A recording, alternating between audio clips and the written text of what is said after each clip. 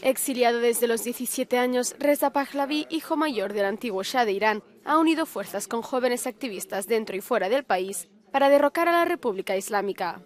Pide a Occidente tres cosas: evitar la supresión de Internet, financiar las huelgas laborales y acabar con la Guardia Revolucionaria de Irán. By further adding pressure on the regime by sanctioning the RGC and stating it as a terrorist organization could bring even more abilities to freeze their assets, which is certainly a big chunk, and also it will at the same time create an element that will make it even more likely for defections to occur. The bulk of the IRGC members are not benefiting from it financially. They are getting salaries, sometimes not enough to cope with. They even have to have a secondary job.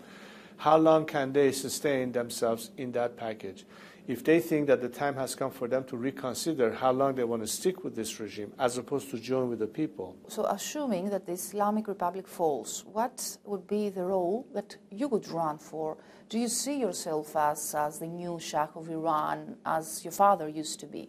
It's not a matter of what position I end up with, nor am I running for any office. However, my role is very important in terms of the political capital that I enjoy, to bring as much solidarity on a common mission that drives us to manage the period of transition towards the formation of a constituent assembly, which is the only vehicle through which people's representatives will have to make all the decisions necessary in adopting a new constitution, debate the content of the future system, to be finally ratified by means of a referendum. You know, it is said that one day in the past, the Western countries, actually fearing that Iran could become a superpower, pulled your father from the throne. Do you share this view? We know one thing, from our domestic perspective, that Iran could have been a South Korea.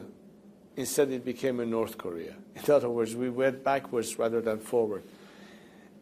Is that conducive to more stability? No. Is Iran weakness something that has contributed to more safety or economic interest, or has actually been the reverse? Every arrow points to the direction that if that theory held true, the net result was no gain, but in fact a loss.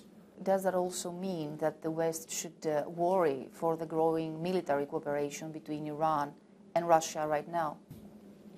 Well, obviously, because when you have a regime that out of weakness is prepared to become somehow at the disposal or used by other players in the region, the net result is that this could become a threat to another perspective. Iran's cooperation right now with Russia is a clear indication that the regime is in fact trying to count on Russia's support for their own survival, and is in that game assisting what Russia is doing right now in the Ukraine, for instance.